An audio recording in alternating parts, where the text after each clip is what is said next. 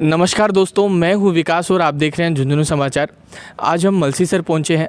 मलसीसर के लिए एक विशेष अवसर है। 15 तारीख को मलसीसर वासी बड़े ही खुश हैं इस अवसर को लेकर, क्योंकि हनुमान जयंती का जो कार्यक्रम है वो बालाजी मंदिर में यहाँ मलसीसर राजगढ़ रोड पे जो मंदिर स्थित है उसमें मनाया जा रहा है। व्यवस्थापक समिति के व्यवस्थापक हमारे बीच में यहाँ मौजूद हैं, मेंबर्स भी मौजूद हैं। आइए इनसे जानते हैं कि क्या विशेष है इस मंदिर के बारे में, इसका इतिहास जो है और इसकी स्थापना हुई थी उसको लेकर क्या विशेष है, इसके बारे में अपन चर्चा करेंगे और इनसे जानेंगे। हमारे साथ मौजूद हैं कमेटी के मेंबर। आइए इनसे जानते हैं इस मंदिर के इतिहास के बारे में कि ये विशेष कैसे है।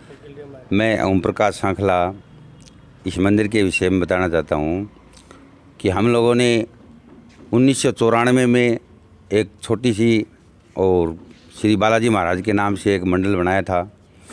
उसमें उसी टाइम में ये मत कर दिया था हमारा कि हम एक बालाजी का मंदिर बनाएंगे। तो हमारी पहली मीटिंग जो हुई वो इसी जगह पे हुई जहाँ आज मंदिर बना हुआ है। और उसके बाद स्टार्टिंग हमारी 1994 में की थी हमने। तो उस टाइम सबसे पहले और पहला जो जागरण लगाया था उसमें 56 रुपये की रसीद कटी थी। 56 रुपये से हमारी स्टार्टिंग हुई। उसके बाद हमने 1 लाख में ज़मीन ली और ज़मीन लेने के बाद में एक प्याऊ लगाई, उसमें एक आदमी रखा। काफ़ी दिन तक वो चलती रही। और वो जो प्याऊ में आदमी था पानी पिलाने वाला, उसने हमारे को राय दी कि भाई तुम लोग हमारे को कुछ अनाज ला के दो तो हम जानवरों को डाल दें। तो उसको कहना मानकर हमने जानवरों को दाना डालना शुरू कर दिया। और करते करते गांव का और बाबा का ऐसा सहयोग मिला तो आज यहाँ तक पहुँच गए। तो जो मंडली की बात ओम प्रकाश जी बता रहे हैं, हम आपको बता दें कि मंडली इनकी एक भजन मंडली थी।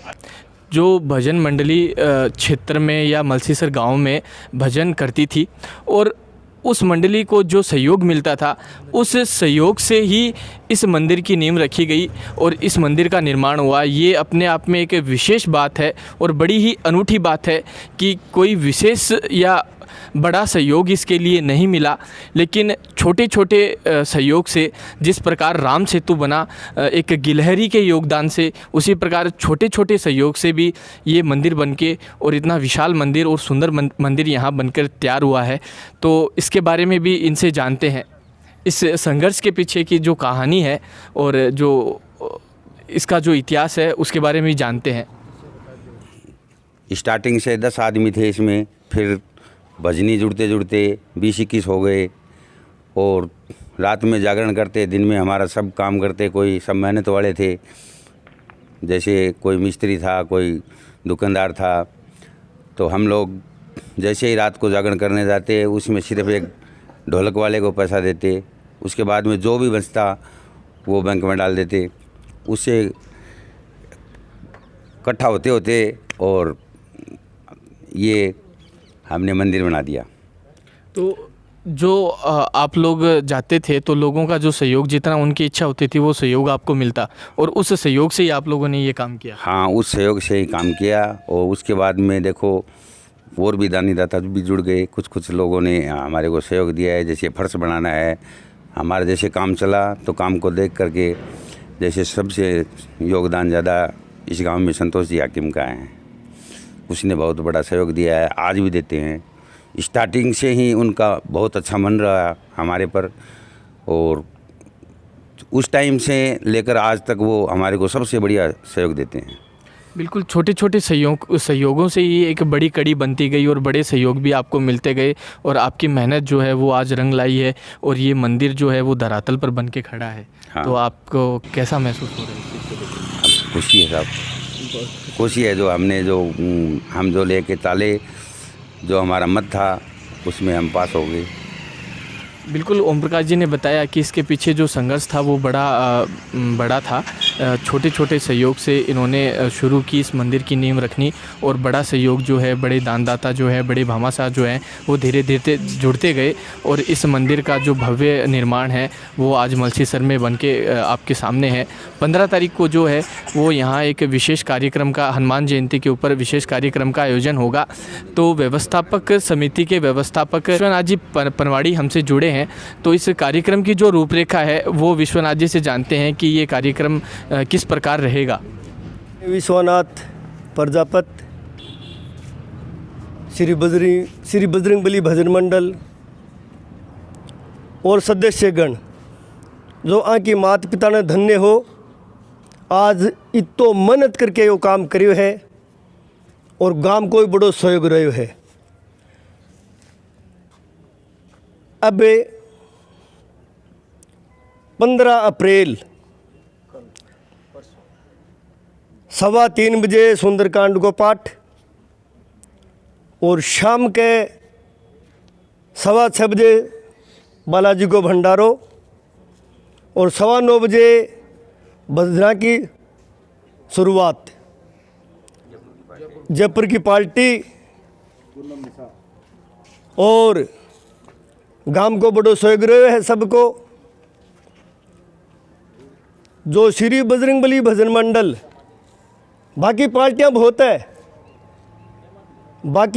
बहुत है जो मेहनत करके एक पीसो घी में सुमाखी काट के भैया में यो पीसो बेड़ो करके यो काम जताए हुए और गांव को बड़ो सहयोग रहे है।